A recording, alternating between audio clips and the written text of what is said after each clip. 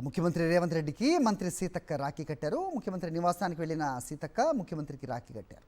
Sweets తినిపించారు.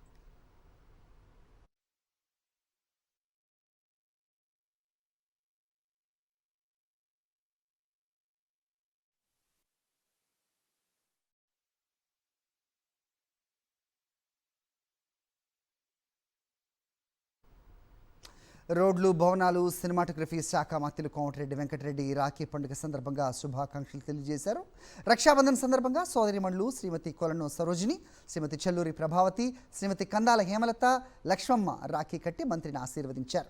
అన్నా చెల్లెల అనుబంధానికి రక్షాబంధన్ ప్రతీకగా నిలుస్తుందని ఈ సందర్భంగా మంత్రి తెలిపారు.